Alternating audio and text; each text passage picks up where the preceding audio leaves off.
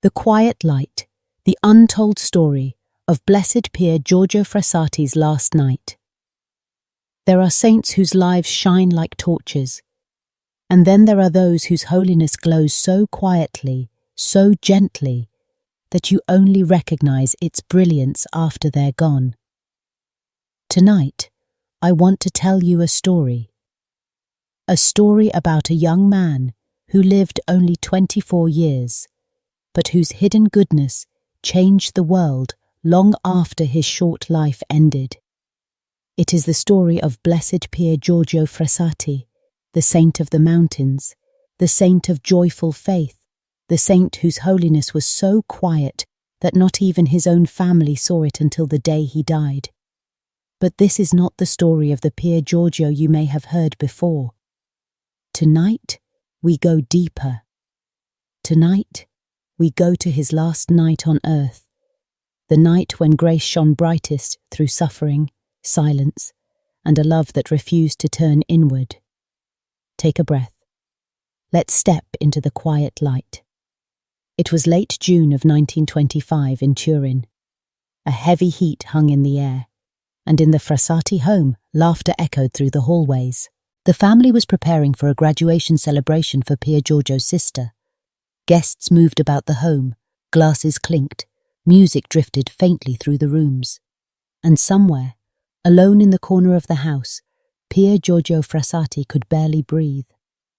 A sudden illness had seized him. At first it felt like a simple fatigue, just exhaustion from climbing mountains, serving the poor, and spending his strength freely for others. But in a matter of hours, he felt a piercing pain run through his back. Tuberculosis, aggressive and merciless, had entered his lungs. But Pier Giorgio said nothing. He didn't want to dampen the celebration. He didn't want to worry his mother.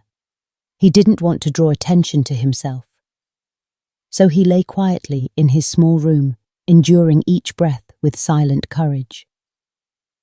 He tried to stand at one point that night, but even that simple act sent him collapsing back to his bed. His hands trembled, his vision blurred, his heart pounded. Still, he said nothing. Downstairs the music played on. Hours passed. The house fell quiet. Everyone slept, and Pier Giorgio remained awake, alone with pain, alone with his thoughts, alone with God. But here is the extraordinary thing. In that long, agonizing night, he never prayed for himself. He didn't ask to be healed. He didn't ask for relief. His prayer, as later revealed in his final notes, was simply this: Lord, help them, the poor, the lonely, those who suffer more than I do.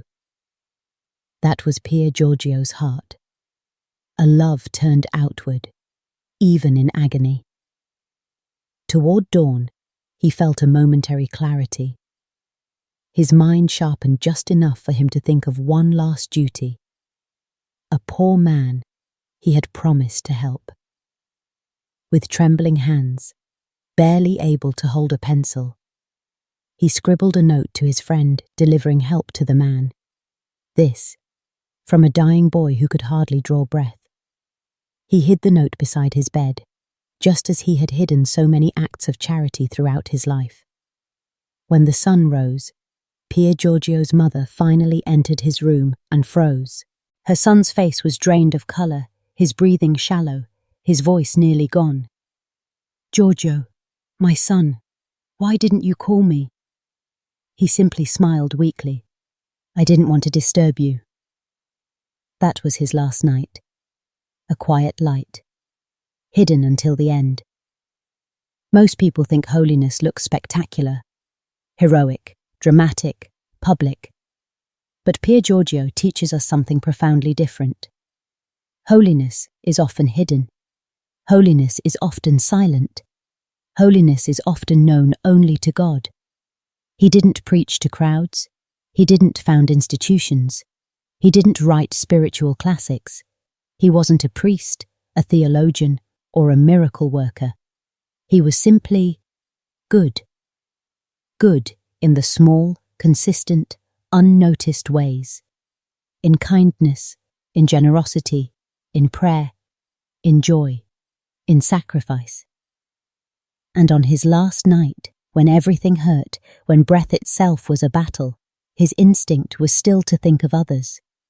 He lived what Jesus taught. Whoever loses his life for my sake will find it. Pier Giorgio lost nothing. He gave everything. And the world discovered his holiness only after he had fallen silent. At his funeral, thousands of poor people the Frassati family had never seen before, flooded the streets. They wept as if for a brother. Only then did the family understand who their son truly was. Holiness had lived in their home. They just hadn't noticed. How many quiet saints live around us today? How many loving hearts go unseen? How many sacrifices are made in silence, in kitchens, hospital beds, workplaces, hidden corners of everyday life? Pier Giorgio reminds us, you don't have to be seen to be holy. You only have to love, quietly, faithfully, consistently. As we end this reflection, I want to ask you gently, where are the quiet places of love in your life? Where is God inviting you to give? Not loudly, but silently. Where might a small act of goodness become a spark of grace for someone else? Maybe your holiness is not meant to be noticed. Maybe it is meant to be lived quietly, like Pier Giorgio, like a candle in a dark room. Soft, steady, warm. Holiness is not about being remarkable. It is about being faithful. And if you feel unseen, unnoticed, unappreciated, remember this. God sees. God knows. God treasures the quiet light. Just as he treasured Pier Giorgio, just as he treasures you. So tonight, carry that quiet light into your life. Let your hidden goodness shine where no one else may look. Because the world is changed, not only by loud saints, but by the ones whose love whispers like a gentle flame. And perhaps one day, someone will say of you what was said of him. He left the world, but he did not leave our hearts.